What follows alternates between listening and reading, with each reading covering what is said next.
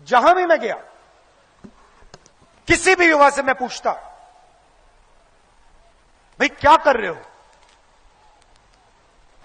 काम नहीं है,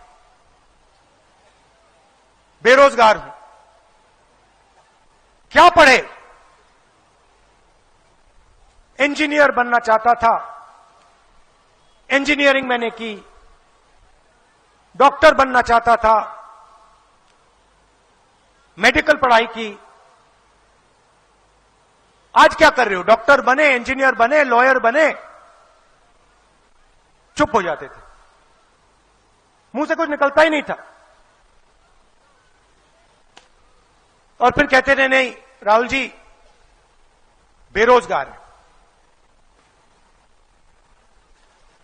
तो मेरे दिल में, दिमाग में यह सवाल उठा कि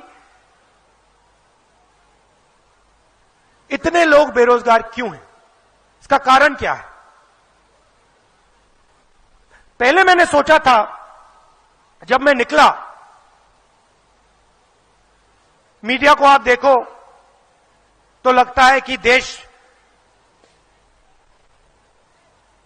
के लोग नफरत से भरे हुए हैं। मगर जब मैं निकला, नफरत मुझे कहीं नहीं मिली। सिर्फ मोहब्बत, आदर, रिस्पेक्ट, प्यार मिला।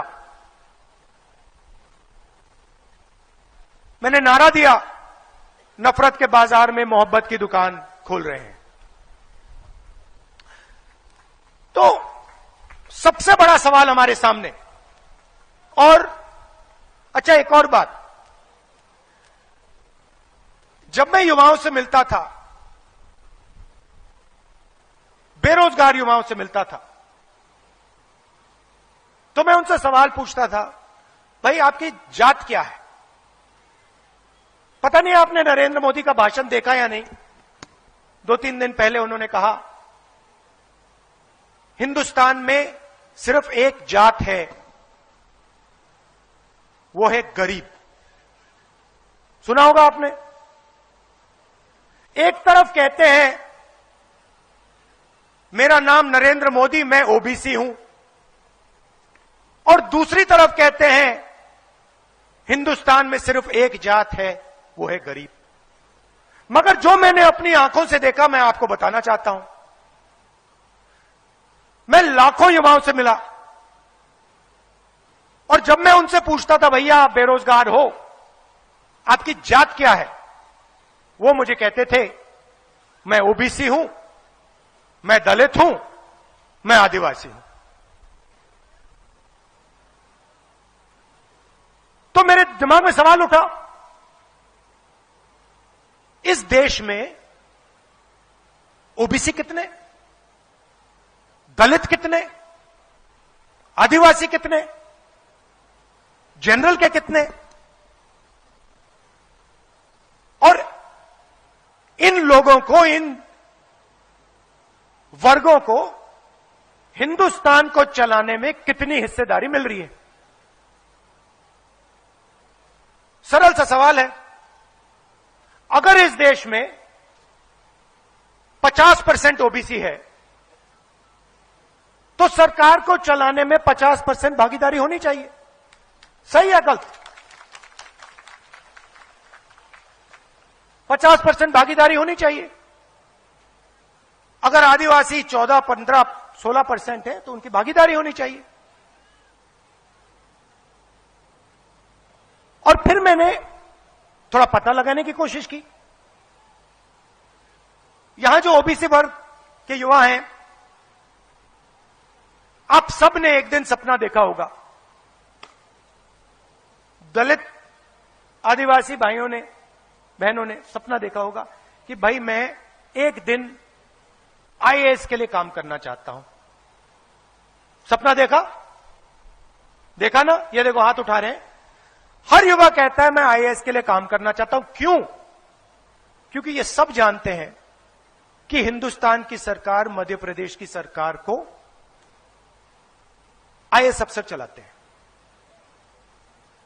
भाइयों और बहनों, हिंदुस्तान की सरकार को 90 लोग चलाते हैं। अगर आप सोचते हो कि एमपी एमएलए सरकार को चलाते हैं गलतफहमी में हो। मैंने सरकारों को अंदर से देखा है। हिंदुस्तान की सरकार को 90 अफसर चलाते हैं। नरेंद्र मोदी जी मिलकर 90 अफसरों के साथ इस देश को चलाते हैं। कैसे? हिंदुस्तान का जो बजट है, जो धन है, उसको ये 90 अफसर बांटते हैं। बजट में सड़क के लिए कितना पैसा जाएगा? 90 अफसर। बजट में वायुसेना को, सेना को, नेवी को कितना मिलेगा? 90 अफसर। आदिवासियों को शिक्षा के लिए कितना पैसा मिलेगा? 90 अफसर। ओबीसी युवाओं को कितने लोन मिलेंगे? कितना पैसा जाएगा? 90 अफसर। सारा का सारा बजट जो बढ़ता है, ये 90 अफसर इसको बांटते हैं। तो मैंने सवाल अपने आप से पूछा कि भैया इन 90 अफसरों में से ओबीसी कितने, दलित कितने, आदिवासी कितने? मोदी जी कहते हैं ओबीसी की सरकार है।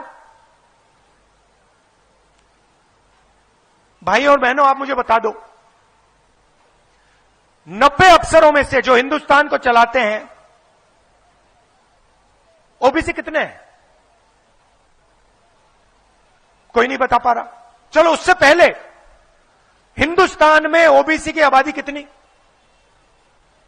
देखो, किसी को नहीं मालूम।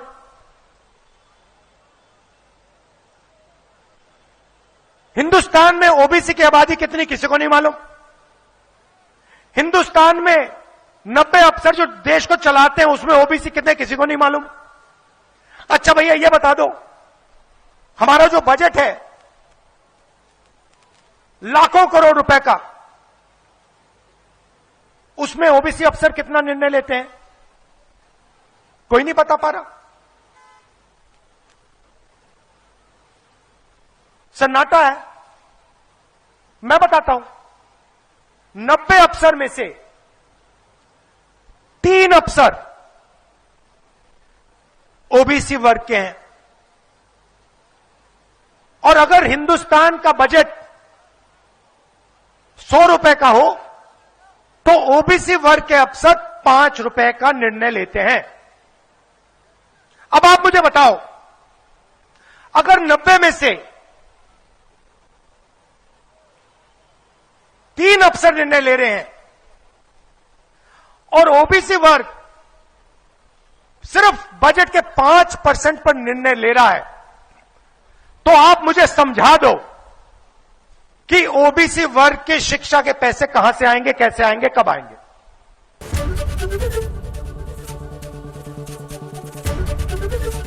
एबीपी गंगा, खबर आपकी, जुबान आपकी।